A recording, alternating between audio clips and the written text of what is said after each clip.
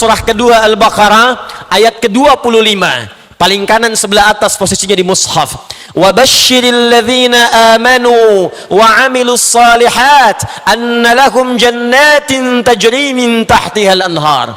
Allah berfirman, wa basyiril ladzina amanu, Muhammad berikan kabar gembira kepada siapa ya Allah? Alladzina amanu, kepada orang-orang yang telah memiliki iman dalam jiwanya. Wa 'amilus shalihat, kemudian imannya membimbing dia untuk mengumpulkan amal saleh. Anna lahum jannatin tajri min tahtiha al-anhar, bagi mereka itu berikan kabar gembira sebelum mereka wafat. Jadi ada orang yang diberikan kabar gembira oleh Allah sebelum ia wafat. Anna lahum jannatin tajri min tahtiha al-anhar.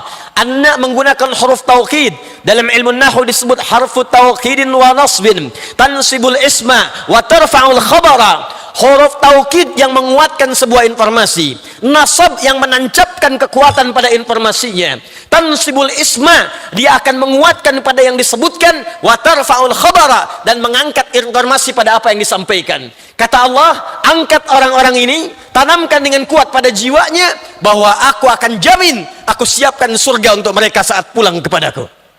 Siapa mereka ini? Alladzina amanu wa 'amilus shalihat. Jika memiliki dua syarat dalam hidupnya, satu iman tertanam dalam jiwanya, yang kedua yang amal soleh yang dia kumpulkan dalam hidupnya.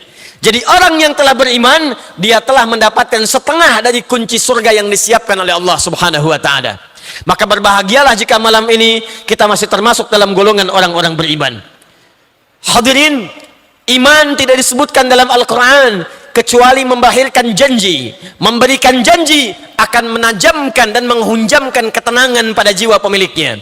Quran surah ke-48 Al-Fatah ayat yang keempat. Huwallazi anzala as-sakinata fi qulubil mu'minin liyazdadu imanan ma'a imanihim.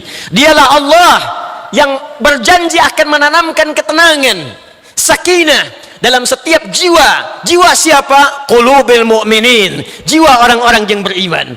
Jadi jika kita beriman pada Allah Subhanahu wa taala dengan keimanan yang benar, kata Allah, saya akan jamin, saya tanamkan ketenangan dalam jiwa setiap orang-orang beriman, supaya mereka yakin dengan iman itu ada kemantapan dalam jiwa dan bertambahlah keyakinannya kepada Allah Subhanahu wa taala. Tidak disebutkan iman dalam Al-Quran kecuali Allah menjamin dengan iman itu akan memberikan keamanan pada pemiliknya dalam hidup dunianya, alam kuburnya, sampai dengan akhiratnya. Itu yang disebutkan dalam Quran surah ke-6 Al-An'am ayat ke-82.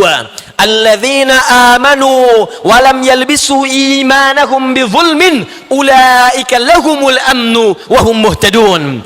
Allah berjanji, sungguh jika ada orang-orang yang beriman itu, apakah dia besarkah, kecilkah, disebutkan dengan alladzina 1080 kali dalam Al-Quran.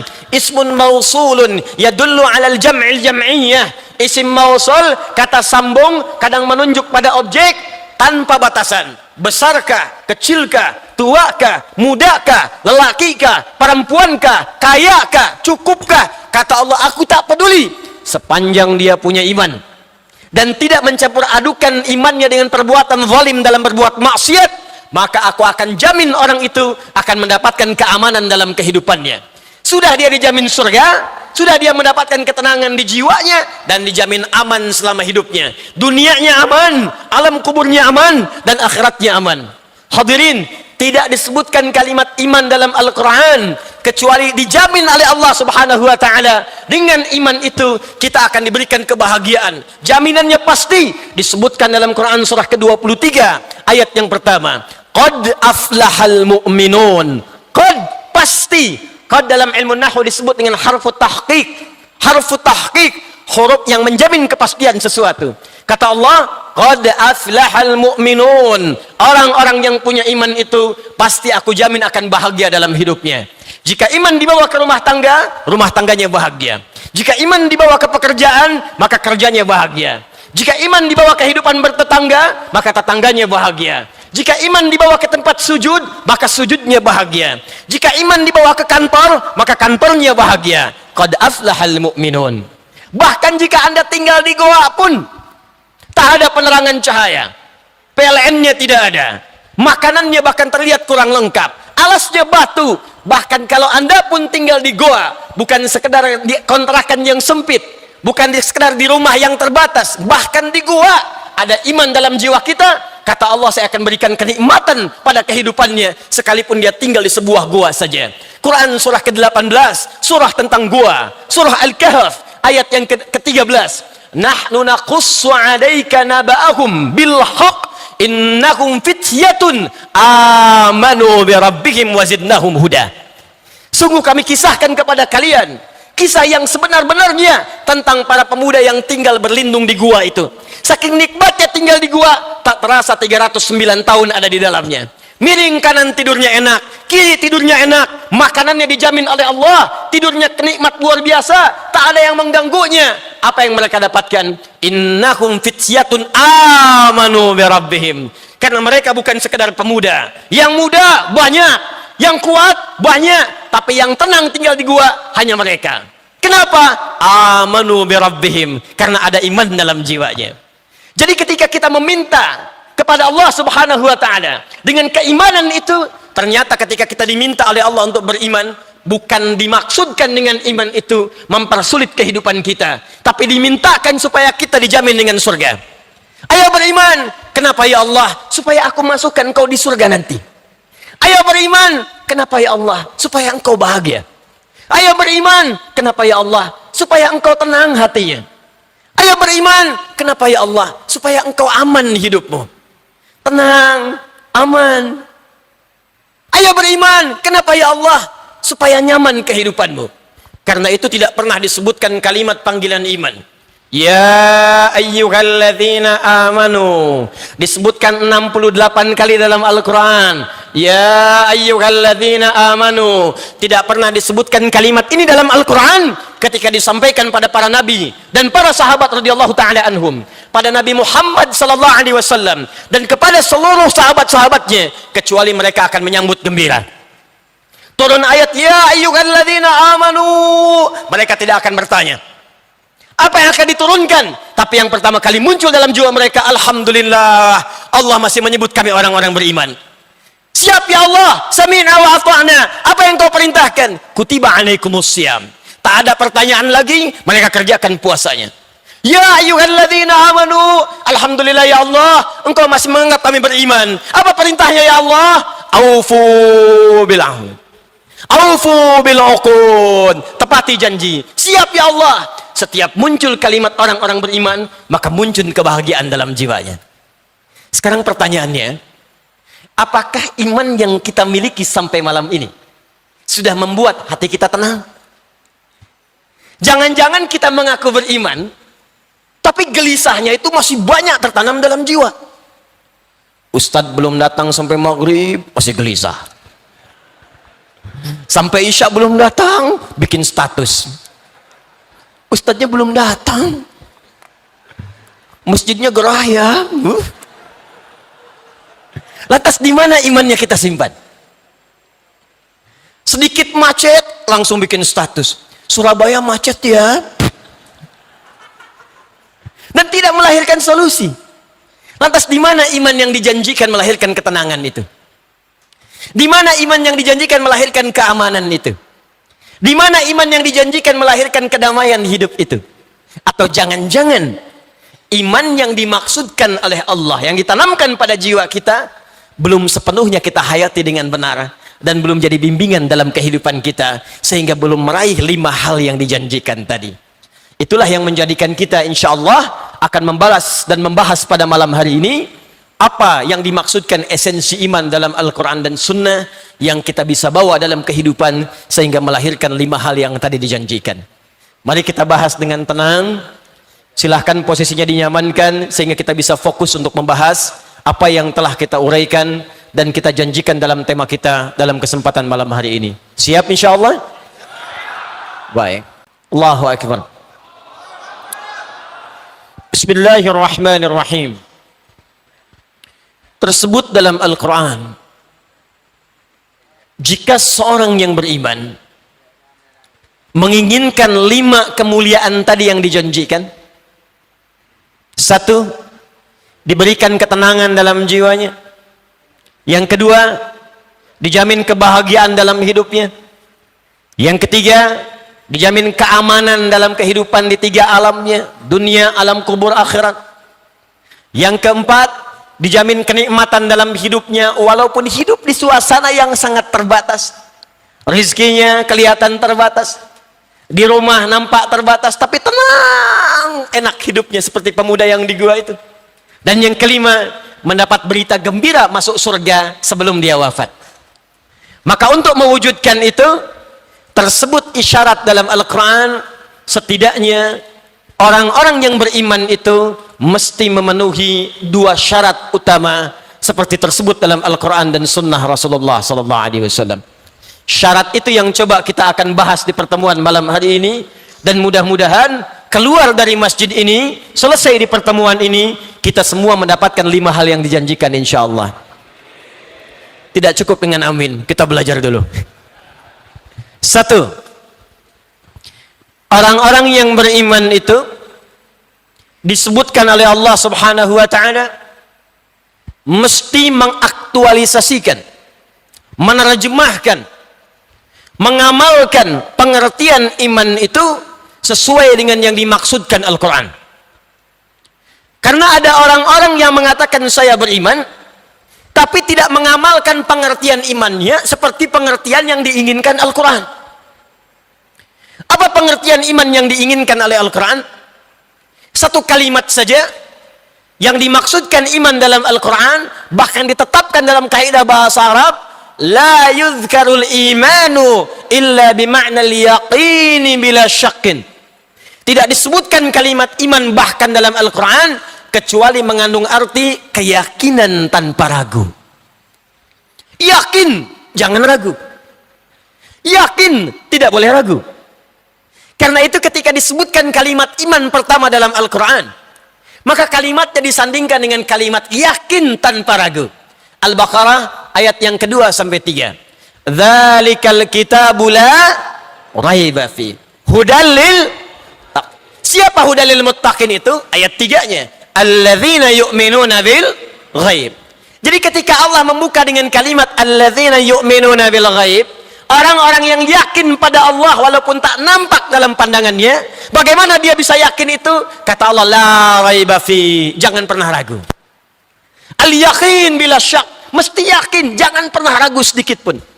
Kata Allah beriman pada Al-Quran, yakin, jangan ragu. Kata Allah beriman pada seluruh perintahku, yakin ya Allah tanpa ragu. Kata Allah beriman pada sebuah larangan-laranganku, yakin ya Allah tanpa ragu. Jadi ketika Allah mengatakan kalian beriman, jadi orang-orang beriman, maka syarat yang pertama yang diinginkan oleh Al-Quran, ketika iman telah sampai dalam jiwa kita, maka hadirkan keyakinan dalam jiwa, jangan pernah muncul keraguan sedikit pun pada apa yang disampaikan oleh Allah Subhanahu wa ta'ala. Jelas? Fokus.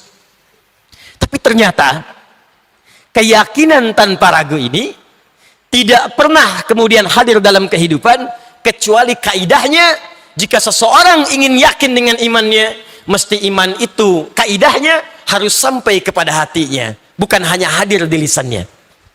Karena yakin itu pekerjaan hati, bukan pekerjaan lisan. Makanya orang sering mengatakan, sudah mantap belum hatimu menerima lamarannya? Sudah mantap belum hatimu menerima pinangannya? Dari mata turun ke hati. Sentuhlah ia tepat di hatinya, maka ia akan jadi milikmu untuk selamanya. Hati. Catat, bikin status. Diyakin itu pekerjaan hati, bukan pekerjaan lisan. Karena itu ketika ada orang Arab Badui, dia mengatakan beriman kepada Allah dengan lisannya, langsung turun penolakan dari Allah dan mengatakan itu baru di lisanmu. Buka Quran surah ke-49 ayat ke-14. Quran surah Al-Hujurat ayat ke-14. Qalatil a'rabu amanna. Ada orang-orang Arab Badui pada saat itu mengatakan kepada Rasulullah sallallahu alaihi wasallam, "Ya Rasulullah, amanna. Kami telah beriman sempurna." Amanna, kalimatnya menggunakan fi'il madhi. Fi'il madhi kalau dalam ilmu bahasa nahwu, ilmu bahasa Arab, di nahwu menunjukkan pada makna yang lampau. Tapi dalam ilmu balaghah menunjukkan makna ta'kid, taukid. Orang itu ingin mengatakan, ya Rasulullah, saya sampaikan pada anda, saya yakinkan dengan taukid kami telah beriman. Nabi diam. Karena perkara iman, perkara hati, Nabi menunjuk petunjuk dari Allah subhanahu wa ta'ala. Turun kemudian jawaban dari Allah. Perhatikan kalimatnya. Qul lam tu'minu. Katakan Muhammad, kalian belum serius imannya. Kalian belum sempurna imannya. Walakin qulu aslamna. Tapi katakan aslamna, kami baru masuk Islam. Kami baru berislam. Karena syarat berislam pertama kali mengucapkan kalimat iman di lisannya. Asyhadu an la ilaha illallah wa asyhadu anna Muhammadan. Ketika anda mengucapkan asyhadu an la ilaha illallah, maka ini syarat Islam yang pertama kali, mengeluarkan kalimat iman di lisannya. Diproklamirkan, disampaikan, saya bersaksi tidak ada Tuhan selain Allah. Hanya kata Allah, kalimat itu baru sampai di lisan. Walamma yadkhulul imanu fi qulubikum. Sementara imannya yang di lisan itu belum dimasukkan ke dalam hatinya. Karena kaidah iman tadi al-yaqinu bila syakin. Harus yakin tanpa ragu. Kalau cuma di lisan, keyakinan itu nggak akan muncul. Harus dimasukkan ke dalam jiwa kita. Sampaikan dalam hati kita. Karena itulah kalau imannya sampai ke dalam hati, maka iman ini nantinya akan membimbing semua tubuh kita untuk beramal sesuai dengan petunjuk imannya. Jadi kalau ada iman dalam jiwa kita, di lisan dimasukkan ke dalam hati, nanti iman yang dalam hati ini akan membimbing seluruh tubuh kita. Mata kita akan dibimbing menggunakan iman, telinga kita dibimbing menggunakan iman, lisan kita dibimbing menggunakan iman, tangan kita dibimbing menggunakan iman, sampai ke kaki kita.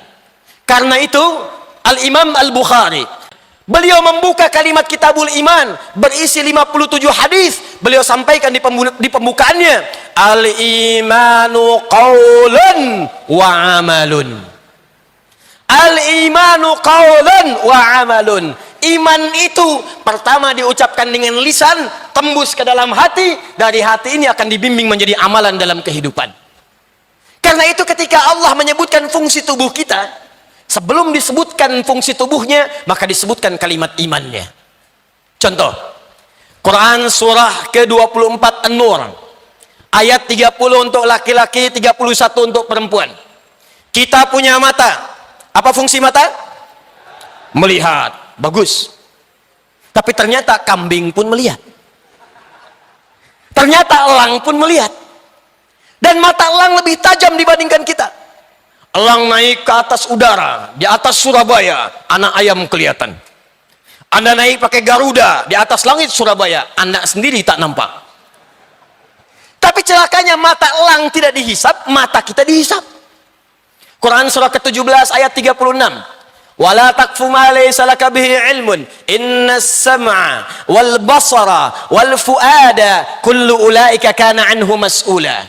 Hei, jangan cepat mengikuti apa yang tidak engkau tahu ilmunya. Sungguh pendengaranmu, pandanganmu, matamu, dan apa yang kau fikirkan satu saat akan dihisap oleh Allah subhanahu wa ta'ala. Karena mata ini dihisap, maka dibimbing oleh iman kita. Bagaimana cara mata ini melihat supaya hisapnya ringan di hadapan Allah subhanahu wa ta'ala. Maka turunlah kalimat imannya sebelum kalimat fungsi matanya. Quran surah 24 ayat 30 untuk laki-laki. Ini yang membedakan mata kita dengan mata kambing. Ini yang membedakan mata kita dengan mata elang. Ini yang membedakan mata kita dengan mata binatang. Wa kullil mu'minina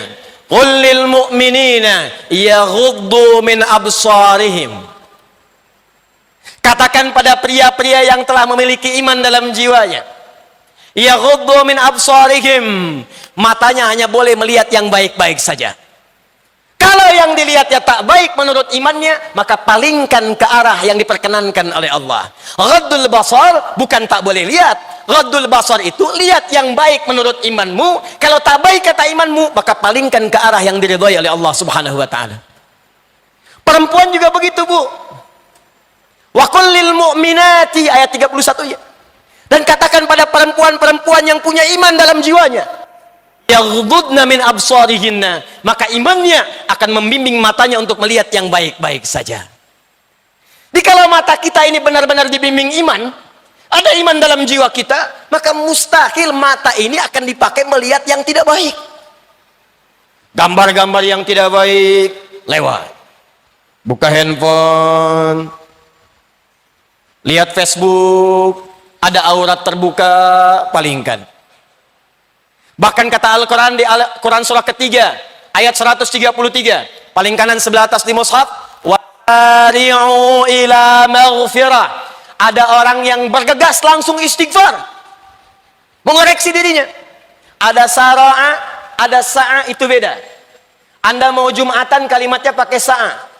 Quran surah ke-62 ayat ke-9, paling kiri sebelah atas di mushaf, ya ayyuhalladzina amanu idza nudiya lis-salati min yaumil jumu'ati fas'au ila dzikrillah. Tapi ketika diminta istighfar pakai sara'a, wasari'u. Tuh. Kalau dilihat mushaf terjemahannya sama. Jika sudah diseru di hari Jumat, segeralah Anda untuk bersiap-siap menunaikan Jumat. Ali Imran 133, bersegeralah untuk istighfar. Kenapa yang satu menggunakan sara'a, yang kedua menggunakan sa'a? Terjemahannya sama. Kalau menggunakan sa'a, fas'au, itu artinya bersegera tapi dengan bersiap-siap sebelumnya. Makanya ketika dipanggil Jumat, adzan Jumat jam 11:30, ayo bergegas, tapi siap-siap dulu. Dari jam 11, siap-siap dulu. Ada yang dari jam 10, mandi dulu, pakai minyak wangi dulu, siap-siap incar saf pertama. Itulah Jumat, fas'au. Tapi kalau Anda berbuat maksiat kemudian istighfar, kata Allah, seketika berbuat maksiat, seketika istighfar. Jangan menyiapkan istighfar di tempat dan waktu berbeda. Siang berbuat maksiat, entarlah nunggu tahajud istighfarnya sambil malam hari khusyuk. Tiba-tiba asar meninggal. Maksiat di malam hari, segera tobat di malam hari, jangan tunggu subuh. Tiba-tiba di waktu fajar sebelum masuk ke subuh, wafat. Karena itu kalimatnya menggunakan wasari'u. Ada orang matanya tak sengaja dia lihat ke dalam handphone, tiba-tiba muncul gambar yang tidak bagus untuk dipandang. Padahal Anda memalingkan saja, imannya sudah bagus, pertanda ada iman dalam jiwanya. Gambar tak bagus, lewat. Iman ada. Tapi ada orang yang imannya begitu kuat, saat dipalingkan, istighfar keluar dari lisannya. Astagfirullahaladzim. Itu mantap. Yang bahaya, memang istighfar, tapi mata tak berpaling. Astagfirullah. Ustaz. Astagfirullah. Salah ini. Salah, tapi tetap dilihat. Ini yang sering terjadi nih. Lewat jalan ada videotron, aurat dibuka, astagfirullah. Istighfar kok tidak noleh. Kesempatan pertama. Mata. Berapa kali mata ini berbuat maksiat? Jadi kita koreksi sampai malam ini, kalau iman kita benar, barangkali itu yang tidak membuat diri kita jauh dari kebahagiaan. Barangkali itu yang membuat diri kita itu jadi jauh dari rahmat Allah. Barangkali itu yang membuat diri kita itu, mohon maaf, belum siap bekal kita untuk ke surga. Allah sudah berikan setengah kunci surga, kenapa tidak gunakan dengan kebaikan? Kenapa kita tidak manfaatkan untuk menggunakan kunci itu menata hidup kita dengan baik? Siapa yang ingin ke surga boleh angkat tangan. Masya Allah. Boleh turunkan lagi. Yang surganya Firdaus boleh angkat tangan. Masya Allah. Yang ingin dengan Rasulullah SAW di surga boleh angkat tangan. Masya Allah. Silakan turunkan. Yang tak punya dosa boleh angkat tangan.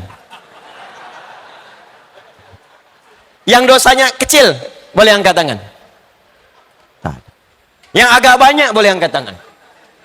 Oh, saking banyaknya tak bisa angkat tangan. Tapi kan ini aneh teman-teman.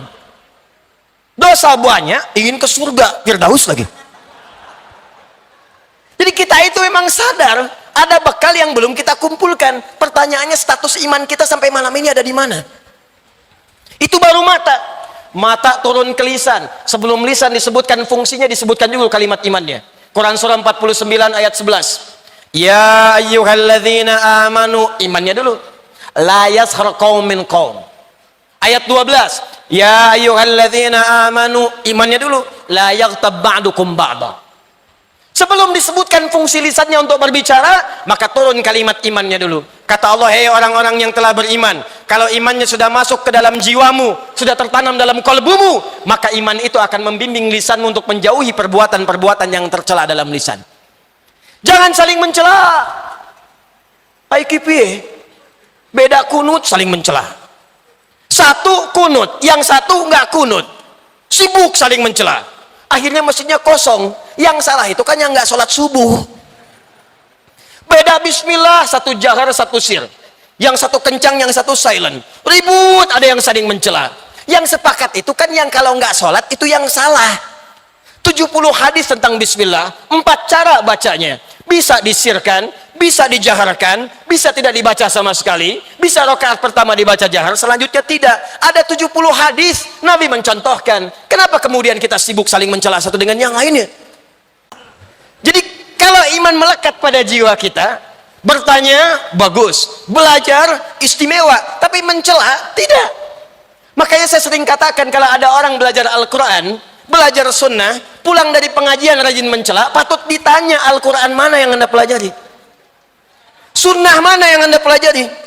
Karena mustahil kalau iman sudah sampai ke jiwa kita, maka iman akan membimbing ilmu dengan adab dan kemuliaan. La yaghtab ba'dukum ba'da. Sebelum kalimat ini muncul, ya ayyuhalladzina amanu, hei orang-orang yang punya iman, imanmu tidak akan dipakai untuk menggosipkan orang lain, menggibahkan orang lain. Ini kan aneh, katanya beriman, katanya mukmin, katanya mukminah, bukan hanya mendengarkan gosip, tapi membuat acara tentang gosip dan dinikmati. Saya tidak, Ustadz. Bagus. Tidak seperti akhi itu tuh. Kalau tiap hari gosipnya luar biasa. Itu namanya ghibah. Ustadz itu kan di Al-Quran. Bagaimana dengan Nabi? Kencang, ketat. Iman disebutkan pertama kali. Qala sallallahu alaihi wasallam, man kana yu'minu billahi wal yaumil akhir falyakul khairan aw liyasmut. Kata Nabi, siapa yang merasa beriman pada Allah dan merasa akan dihisab di hari kiamat, maka lisannya hanya akan digunakan berkata yang baik-baik saja. Kalau ia tak mampu, diam. Jadi kalau iman ini hadir dalam jiwa kita, begitu akan berkata kalimat baik yang dicari. Mustahil akan menemukan kalimat yang kotor, karena iman hadir dalam jiwanya. Dan iman itu mustahil akan mengarahkan pada keburukan, mustahil. Pasti baik. Antum kenal Al-Hasan cucunya Nabi? Kenal, bagus.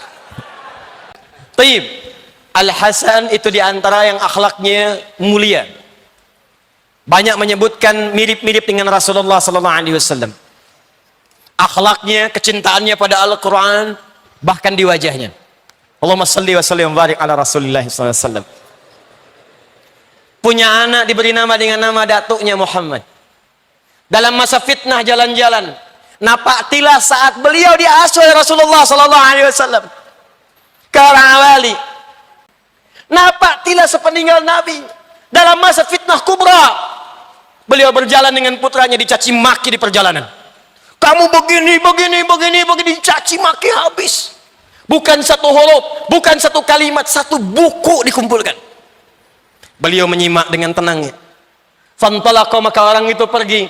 Faqala ibnuhu, maka anaknya Muhammad berkata pada bapaknya, ya abati lima lam tarud. Ada abi, ada buya, ada abati, beda. Abi panggilan hormat. Hormat kita kepada orang tua. Buya panggilan sayang.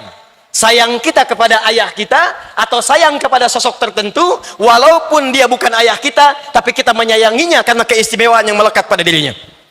Bisa ilmu, bisa akhlak. Buya hamka, bukan ayah kita, tapi keilmuan dan akhlaknya kita menyayanginya. Kalau Anda gabungkan buya dengan abi, maka kalimatnya berubah menjadi abati. Dalam Al-Quran kalimat ini sering disebutkan. Ismail kepada Ibrahim, ya abati. Quran surah 37 ayat 102 sampai 109. Ya abatif al ma tu'mar satajiduni insyaallah minas sabirin. Kata anaknya kepada bapaknya, ya abati lima lam tarud. Pak, kenapa bapak nggak balas? Kenapa bapak nggak klarifikasi? Saya tidak seperti yang kamu kira. Kamu pun tidak sebaik yang kamu ucapkan. Kenapa bapak nggak balas? Perhatikan apa yang dijawab oleh Al-Hasan. Allahu Akbar. Wa ana la adri kaifa arud. Ya abati lima lam tarud, Pak, demi hormat dan sayang nanda pada bapak, kenapa nggak dibalas? Kenapa nggak diklarifikasi? Kata Al Hasan, wala adri kaifa arud, bapak tuh nggak tahu bagaimana cara balasnya. Dicari-cari ke dalam jiwanya, kalimat apa yang pantas diucapkan, nggak ketemu, Pak, Bu. Dicari hanya untuk mengatakan saya tidak seperti yang kamu katakan, takut menyakiti orang itu. Hanya untuk mengatakan kamu pun tidak lebih baik daripada yang kamu katakan, takut salah ucap. Bapak nggak tahu bagaimana cara balasnya. Cucu Nabi SAW, pemuda penghulu ahli surga. Surga ada jaminannya, dijaga dalam kebaikan dengan Qur'annya, akhlaknya mulia seperti datuknya. Ketika dicaci maki bahkan dengan satu buku pun beliau tak sanggup membalas karena tidak menemukan kosakata dalam jiwanya. Anda siapa? Cucu Nabi bukan, sahabat Nabi bukan, tetangga Nabi bukan. Surga belum ada jaminan. Orang baru sekedar menyampaikan pendapatnya pada kita dengan satu huruf pun Anda lantas membalasnya dengan satu buku kepadanya, dan Anda mengharapkan surga Firdaus. Iman yang sampai ke dalam lisan. Man kana yu'minu billahi wal yaumil akhir falyakul khairan aw liyasmut. Cuma dua pilihannya, berkata yang baik atau diam. Iman yang sampai ke tangan, iman yang sampai ke kaki, ketika dipakai beraktivitas, maka dia akan terjauh dari pekerjaan yang haram. Perhatikan, saya ingin berikan gambaran kepada Anda. Pertama, buka Quran surah kedua, ayat 168. Lalu bandingkan dengan Quran surah kedua, Al-Baqarah, ayat 172. Ini ayat tentang mencari nafkah, tentang bekerja. Bekerja itu akan menggerakkan kaki, menggerakkan tangan, menggerakkan pikiran untuk mengonsep dan dieksekusi dalam kehidupan. Ketika Allah membuat hukum universal agar semua manusia bekerja untuk kenyamanan hidupnya di dunia, maka kalimatnya menggunakan an-nas. Disebutkan 241 kali dalam Al-Quran, nas. Al-Baqarah ayat 168, ya ayyuhan nasu, nas. Kulu mimma fil ardi halalan tayyiba. Ya ayyuhan nas. Perhatikan kalimatnya nas. Kulu mimma fil ardi halalan tayyiba. Disebutkan kalimat halalnya, kemudian tayyiba. Fokus. Hei semua manusia. Ya, disebutkan 360 kali dalam Al-Quran. Harfun nida, linida'il qarib wal mutawassit wal ba'id. Huruf untuk memanggil, baik yang dekat, yang menengah ataupun jauh. Ayyuha disebutkan 150 kali dalam Al-Quran. Ayyunya munada taukid, haknya hak tanbih. Taukid menguatkan, hak mengingatkan. Hei semua manusia, saya ingatkan hak, saya tegaskan ayyu. Semuanya, baik yang dekat, menengah ataupun yang jauh dariku. Perhatikan, aku sampaikan. Kulu mimma fil ardi. Silakan kalian bekerja. Silakan cari makan. Ini bahasa balaghah. Kalau di ilmu balaghah namanya dzikrul ba'di yuradu bihil kullu. Disebutkan sebagian yang dimaksud keseluruhan. Kalau di bahasa Indonesia ada namanya sinekdok pas prototo. Disebutkan sebagian yang dimaksud keseluruhan. Lawannya sinekdok totem pro parte. Disebutkan keseluruhan, lawannya sebagian. Indonesia dalam Piala Dunia usia 20 tahun akan mengalahkan Malaysia. Apakah semua orang Indonesia main bola dengan semua orang Malaysia? Sebagian. Sebagian. Garuda akan bertarung melawan harimau Malaya. Apakah Garuda bertarung dengan harimau? Garuda di atas, harimau di bawah. Gak ketemu. Sebagian sinekdok pas prototo. Kulu cari makan. Kalau bahasa kita, mau kemana ayah? Mencari sesuap nasi. Kan yang dicari bukan sesuap. Nyari sebakul, nyari buat rumah, nyari buat pakaian, nyari buat motor, nyari buat mobil, nyari buat peci, nyari buat kendaraan. Sinekdok pas prototo. Kata Allah, silakan bekerja, cari makan untuk hidup, cari kenyamanan. Mimma fil ardi, dari sebagian tempat yang engkau bisa jangkau di bumi. Silakan yang orang Surabaya cari sekitaran Surabaya. Tak ketemu, cari keluar dari Surabaya. Sampai merantau, ada yang ke Sumatera, ada yang ke Papua, ada yang ke Kalimantan. Silahkan, sepanjang engkau bisa jangkau tempatmu di bumi itu. Tapi ingat, bekerjalah dengan cara yang halal untuk mendapatkan rizki yang terbaik. Halalan thayyiban. Semua manusia Allah jangan melanggar hukum. Apakah korupsi itu hanya boleh berlaku bagi kalangan tertentu saja? Tidak. Semua manusia, baik beriman, tak beriman, jangan korupsi. Beriman, tak beriman, jangan nyogok. Beriman, tak beriman, jangan mencuri. Halal, tempuh dengan cara yang legal. Thayyib, dari yang legal itu supaya engkau sehat, cari yang kau butuhkan yang bermanfaat. Jadi kalau bapak ibu misalnya bekerja, bapak dapat uang 5.000, ingin beli makanan, kata Allah thayyibah, jangan semua yang diinginkan mesti dibeli. Mana yang dibutuhkan itu yang dikonsumsi. Kalau pola makannya begini, sehat hidup kita. Kalau pola hidupnya begini, tenang hidup kita. Tapi yang paling menarik, ketika kalimatnya dipindahkan ke Al-Baqarah ayat 172. Dan diganti kalimat nas yang menggunakan alladzina amanu. Ya ayyuhalladzina amanu kulu min thayyibati ma razaqnakum. Kulu min thayyibati ma razaqnakum. Yang dahsyat ketika disebutkan kalimat imannya alladzina amanu, kalimat halalnya dibuang. Lalu kalimat thayyibnya dijamakkan, bentuknya jamak. Min thayyibati thayyibat, bentuknya jamak. Lalu diganti oleh Allah dengan kemudahan, ma razaqnakum. Hai orang-orang yang telah beriman kepadaku, kata Allah, silakan kalian bekerja. Aku akan mudahkan dalam pekerjaan itu dengan rizki yang akan aku percepat untuk engkau dapatkan. Kalau sudah dapat itu, aku akan tambah berkahnya dari orang-orang biasa. Pertanyaannya, ya Allah, kenapa untuk orang beriman kalimat halalnya dibuang, sementara untuk annas kalimat halalnya dimunculkan? Kata para pakar tafsir, kenapa kalimat halalnya dibuang? Karena orang beriman itu sudah otomatis imannya akan membimbing ia pada yang halal. Karena itu nggak disebutkan lagi. Karena itu mustahil ada orang beriman melangkahkan kakinya ke tempat yang haram, mustahil. Kalau ada orang beriman menyentuh tangannya dengan tangannya yang haram, mustahil. Nggak akan ada orang beriman melangkahkan kakinya ke tempat yang haram. Mustahil orang beriman menyentuh dengan tangannya yang haram. Proyek haram nggak akan disentuh. Tempat yang haram nggak akan dituju dengan kakinya. Kenapa? Karena ada iman dalam jiwanya. Qala an-nabiy sallallahu alaihi wasallam, Nabi sallallahu alaihi wasallam bersabda, la yasriqul mu'min indama yasriq fa huwa mu'min. Nggak akan pernah terjadi, mustahil ada orang beriman itu mencuri, korupsi, menyogok. Saat dia menyogok itu, saat dia akan korupsi itu, masih ada iman dalam jiwanya. Maksudnya iman dia itu akan menghambat dia berbuat maksiat. Anda bekerja di kantor sebagai pimpinan, pengawas, tiba-tiba datang bawahan minta tanda tangan. Pak, ini ada proyek Pak, tolong ditandatangan. Anda lihat, kenapa begini? Ini kan nggak sesuai ketentuan. Iya Pak, nggak sesuai, cuman fee-nya sesuai Pak. Fee-nya 100 juta. Maaf ya, saya ini orang beriman, saya jadi beriman, mustahil akan dipakai maksiat. Ditelunjuk beriman, mustahil dipakai maksiat. Ambil kembali, perbaiki iman. Datang lagi orang itu, Pak, sudah diperbaiki. Kok masih sama? Mana perbaikannya? Fee-nya diperbaiki Pak, dari 100 juta jadi 1 miliar.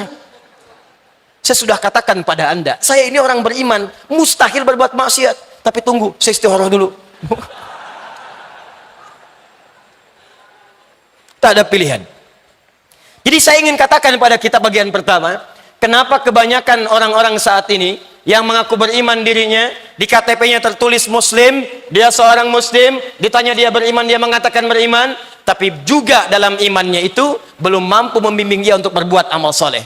Ini artinya ada yang tidak sampai di kalimat lisan pada imannya kepada jiwanya.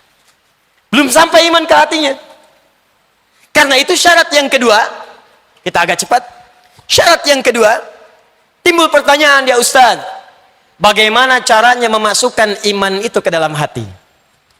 Supaya saat iman itu tertanam di dalam jiwa kita, maka ia akan membimbing kita untuk mengerjakan kebaikan dari ujung kepala sampai ujung kaki. Maka ini bagian yang kedua yang Allah langsung jawab dalam Al-Quran. Bagian pertama, harus beriman yakin tanpa ragu. Yang kedua, kalau sudah yakin tertanam dalam jiwa, maka kerjakan syarat yang kedua ini. Syarat kedua inilah yang menjadikan iman kita sampai ke dalam jiwa, sampai kita merasa yakin tanpa ragu. Yuk kita mulai. 2. Jika ada yang menginginkan imannya sampai ke dalam jiwanya, sehingga dia punya keyakinan tanpa ragu. Kalau sudah yakin tanpa ragu, maka semua perintah Allah hanya diucapkan dengan lisannya dengan kalimat yang pendek. Sami'na wa ata'na. Sami'na wa ata'na. Kami dengar ya Allah, siap taat. Laksanakan ya Allah. Laksanakan ya Allah. Siap ya Allah. Puasa, siap ya Allah. Salat, siap ya Allah. Tahajud, siap ya Allah. Sami'na wa ata'na. Kenapa? Karena dia yakin tanpa ragu dalam setiap apa yang Allah perintahkan pasti ada kemuliaan untuk kehidupannya. Cara yang kedua, jika Anda ingin cepat menanamkan iman dalam jiwa dan punya keyakinan tanpa ragu, maka rumusnya dalam Al-Quran selalu berlatih untuk meningkatkan takwa kepada Allah Subhanahu wa ta'ala. Karena itu setiap disebutkan kalimat iman, seringkali disandingkan dengan kalimat takwa. Kita ambil satu ayat puasa, Al-Baqarah 183. Ya ayyuhalladzina amanu kutiba alaikumus siyam kama kutiba alal ladzina min qablikum la'allakum tattaqun. Takwa. Kalimat iman pertama Al-Baqarah ayat 3 dibuka dengan kalimat takwa yang ayat 2-nya. Dzalikal kitabu la raiba fi hudal lil muttaqin. Siapa muttaqin orang takwa itu? Ayat ketiga, alladzina yu'minuna bil ghaib. Iman bersanding dengan takwa. Iman disandingkan dengan takwa. Jadi kalau ingin iman kita sampai ke dalam jiwa kita, maka tingkatkanlah takwa kita kepada Allah Subhanahu wa ta'ala. Quran surah ketiga ayat 102, ya ayyuhalladzina amanu ittaqullaha haqqa tuqatih wa la tamutunna illa wa antum muslimun. Iman disandingkan dengan takwa. Ya Allah, saya ingin meningkatkan takwa supaya iman saya kuat, supaya sampai ke jiwa saya. Maka bagaimana cara saya meningkatkan takwa itu? Maka disebutkanlah kalimat takwa dengan semua turunannya 115 kali dalam Al-Quran. Kalau kita ingin sampai pada derajat iman yang mantap, tertanam dalam jiwa, maka tingkatkan takwa. Sehingga derajat kita akan naik dari sekedar mukminin menjadi muttaqin. Bagaimana mencapai derajat takwa ini? Maka cari setiap kalimat takwa dalam Al-Quran, maka Anda akan temukan petunjuk meningkatkan takwa itu. Setidaknya ditemukan sebanyak 115 kali. Rahasia cepatnya, setiap ada kalimat takwa, itu pasti setelah atau sebelumnya akan ditemukan perintah untuk beramal soleh. Lihat urutannya. Iman, takwa, kemudian amal soleh. Kalau Anda imannya ingin kuat, maka tingkatkan takwa. Bagaimana meningkatkan takwa? Kerjakan amal soleh. Bahkan kadang-kadang oleh Allah di bypass. Takwanya kemudian ditutup, iman dan amal solehnya disandingkan. Begitu menyebutkan kalimat iman, amal solehnya muncul. Buka Quran surah 103. Walas innal insana lafi illalladzina amanu iman wa amilus salihat. Takwanya ditutup. Buka Quran surah kedua ayat 25. Wa basyiril ladzina amanu wa amilus salihat. Iman, amal soleh, takwanya ditutup. Seakan-akan Allah ingin menyampaikan, hei, kalau imanmu ingin mantap, perbanyak amal soleh. Ketika engkau perbanyak amal soleh, maka statusmu akan naik, bukan sekadar mukmin yang beriman, tapi muttaqin. Hamba-hamba Allah yang banyak mengoleksi amal soleh dalam hidupnya. Karena itulah Al-Imam Al-Bukhari ketika membuat Kitabul Iman, menyusun caranya dari Nabi SAW, maka beliau memberikan petunjuk 57 hadis. Dikumpulkan oleh Al-Imam Al-Bukhari. Saya sarankan begini nih kepada jamaah, kalau kita ingin belajar petunjuk sunnah Nabi, paling gampang cari kitab hadis. Dibagi 4. Kalau Anda ingin belajar tentang bimbingan Nabi terkait fikih, fikih saja, cara wudhu yang benar, cara sholat yang benar, cara zakat yang benar, maka cari kitab sunan namanya. Sunan itu kitab hadis yang disusun berdasar rumusan fikih. Sunan Abu Daud, Sunan At-Tirmidzi, Sunan An-Nasai, Sunan Ad-Darimi, Sunan dan seterusnya. Sunan. Kalau Anda ingin cari kitab hadis yang berdasarkan periwayat hadisnya, Abu Bakar As-Siddiq berapa hadis? Sayyidah Aisyah berapa hadis? Ibnu Abbas berapa hadis? Maksudnya saya ingin meneladani kehidupan mereka. Ibnu Abbas seorang penuntut ilmu, maka saya ingin belajar seperti Ibnu Abbas. Mana hadis-hadisnya? Abu Bakar seorang selain khalifah, juga seorang pengusaha sukses. Saya ingin menempuh kehidupan seperti Abu Bakar. Mana hadis-hadis yang beliau kumpulkan? Maka cari kitab namanya kitab Musnad. Musnad. kitab hadis yang disusun berdasarkan periwayatnya atau sanadnya. Yang paling populer Musnad Imam Ahmad bin Hanbal. Kalau Anda ingin mencari hadis dengan urutan yang sangat kompleks, babnya banyak. Saya ini pengen sekaligus belajar tentang fikihnya, saya pengen belajar tentang muamalahnya, bisnisnya, imarah bab pemerintahannya, kitab orang sakit, kitab tentang bagaimana menuntut ilmu, maka cari kitab namanya kitab Al-Jami'.